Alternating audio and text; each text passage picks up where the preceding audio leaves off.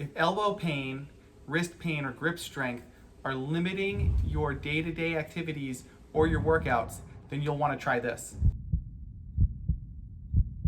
Hi, I'm Bill, owner of BeyondFitnessOnline.com, and today we're going to be talking about something called the ulnar nerve. Now, the ulnar nerve comes from the neck, down the shoulder, right here around the elbow, into the little finger right here, and can play a huge role in all kinds of things like grip strength, typing. It can have a role in golfer's elbow. So there's a lot of different things that this could be affecting. And what I'm going to teach you today is how to tension and floss that nerve. Now, before we get to that, if you haven't already, please go ahead and subscribe to the channel so you get all my updates every single week. And let's get started. So you know that the ulnar nerve is a problem for you if you have something like golfer's elbow, or you have weak flexion in your wrist, you have some numbness in your pinky, particularly on the palm side, you may have some grip strength issues. If that sounds like you, then we're going to want to try this. Now, with the nerve comes out of the spine up in the lower part of the neck, and it can get entrapped in any spot along the way, usually in one of the joints along the way that it goes down to the hand. But basically, it can also get scar tissue around it or just get stuck. And what we want to do is we want to try and free that up so that it can move properly the way it's supposed to. Now, nerves do actually move through the muscles a little bit, and if they get stuck, they get a different signal and you get all kinds of problems.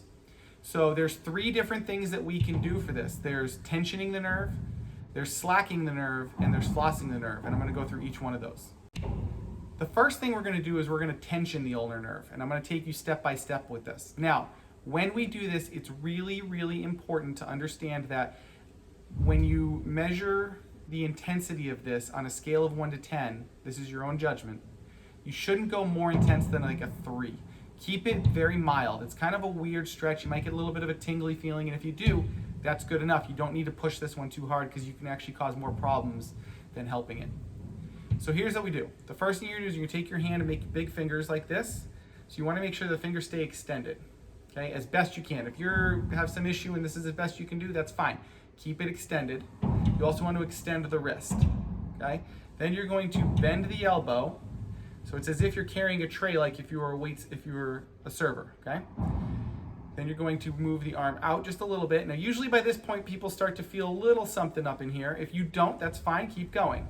The next step is to take this shoulder and you want to kind of drop that shoulder down, okay? If you still are not at a 3 out of 10, then what you're going to want to do is tilt your head away from your hand.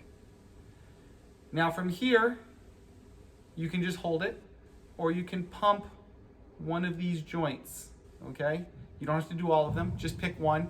Move it about 5 to 10 times, and then come out of that nice and slow, and then see how that feels. You can retest the sensation, or your grip strength, or your flexion strength, see if this feels any better. Any of those would be a good sign. So if we take that one step further, we may need to actually floss that nerve. So what we do is we get back in that same position. So again, we extend, flex the elbow, come out, shoulder down, and remember, stop wherever you were, and I'm going to tilt my head. Now, from here, I can come and take one end away. So I'm just going to flex my wrist. Now on the other end of the nerve, where my head is, I'm going to go here and go back to that extension there, and then come back here. So we're literally taking that nerve right now and flossing it back and forth. And sometimes that's what it takes to break free from any impingement. The last thing I want to show you is how to slack the nerve. Now, sometimes tensioning the nerve is not what we need. We need the opposite, and it's hard to tell unless you try one and then the other and see which one works better. So what we're going to do is do the exact opposite of what we did when we were tensioning it. So we're going to make a fist. We're going to flex the wrist down. We're going to extend the arm out. We're going to bring it across the body. We're going to go shoulder up and tilt your head in. And you're just going to hold this for about 30 seconds. After about 30 seconds, just come out of it nice and slow. And then see if the sensation is better, if the wrist flexion is stronger, if the pain is gone. Whatever your issue is, try that out and see if it's improved it. Now, usually you'll only need one of these 3 techniques to fix whatever's going on in that ulnar nerve, and try them all out. see what works for you. Leave me a note below in the comments and tell me what worked best for you. If you have any questions, I'd love to have a conversation with you. And until next time, live healthy.